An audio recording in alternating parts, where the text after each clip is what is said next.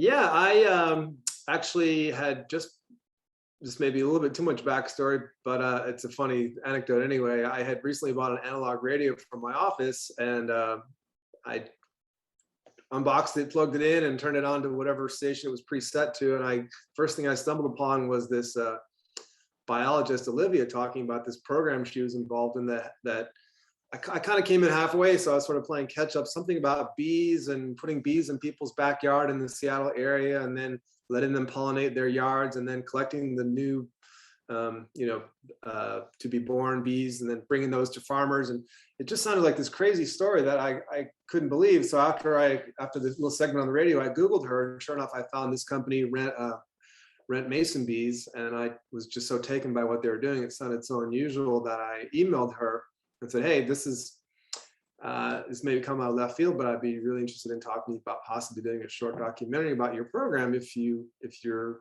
at all interested. And so lo and behold, she actually emailed back and said, sure, let's talk tomorrow if you can. So we had a brief phone call the very next day, and she said, I'm totally in. She said, the only thing is you have to be aware of that right now is when all the action is happening. So if you want to do a film, it's kind of like now, or we wait 360 something days and do it again next year, because right now was the spring period when the bees were just hatching and going out into people's yards and sort of pollinating. And so she kind of really quickly sort of tested how serious I was. I said, okay, no, I'm in, let's do it. I moved some things around on my schedule. And the very first thing we did was, I think within 36 hours, I had to get up at 4 o'clock in the morning, drive 6 hours to some remote farm in Oregon, which is footage that ended up being in the film of one of their team releasing bees into farmers' crops as part of their test program. They're trying to figure out just how to get these bees to, what crops do they work on, what crops do they not work on. So it was one of those where I raised my hand at just the right or the wrong time, depending on how you want to look at it. And so that was what kicked off the filming.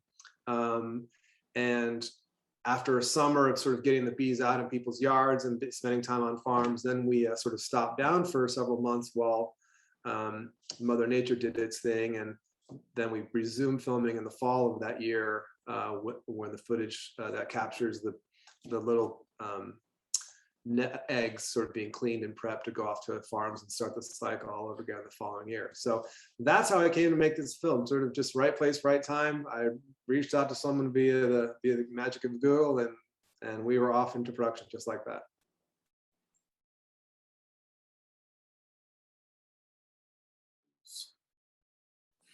Yeah, my goals for making this film, I guess, were I was for a brief period of time in college, I was a journalism major, and I ended up deciding journalism wasn't for me ultimately, but there's still a little bit of that resonates with me, this feeling of kind of, if I catch whiff of a story that sounds kind of interesting or cool, I just need to know more. So in this case, I just wanted to do that, sort of make sure that this really unusual program that sounded extremely rare and extremely unusual, and luckily happened within a reasonable drive from where I lived, it let me kind of chase that thing down with a camera. And so it was just me wanting to know more about this thing, but also as a commercial director, editor, cinematographer, depending on the project. A lot of the projects I do for clients are typically have a little bit more moving parts involved in them in terms of budgets and clients and crew, and this was a chance for me to sort of see how much I could do with just a skeleton crew. And for the most part, it was just me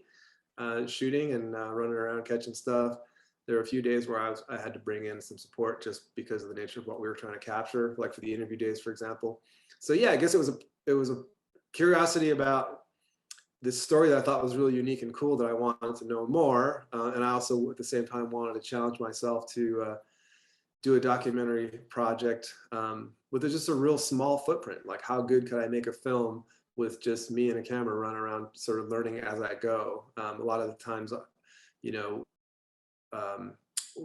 go into projects kind of having a pretty clear vision of what the client will want in the end. And this is one of those where I went in sort of half blind, not quite sure what the story was or how I was going to capture it. So for the first several shooting days with Olivia and her team, I was just asking a lot of really dumb questions and sort of groping my way around, trying to figure out how to make this thing work.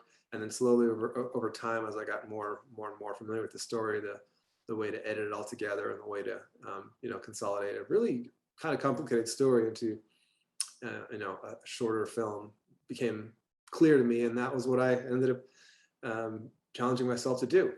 So.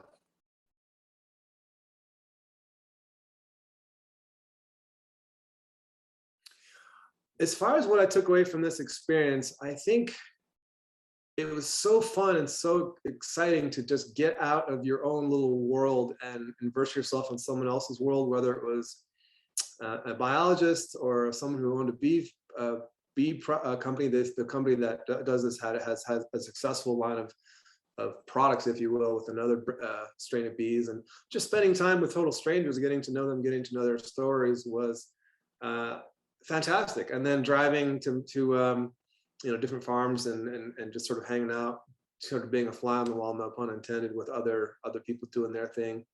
I just found that immensely enjoyable, just not being kind of in your own circle of friends or family or coworkers, sort of just kind of forcing yourself to go off the beaten path into uncharted terrain.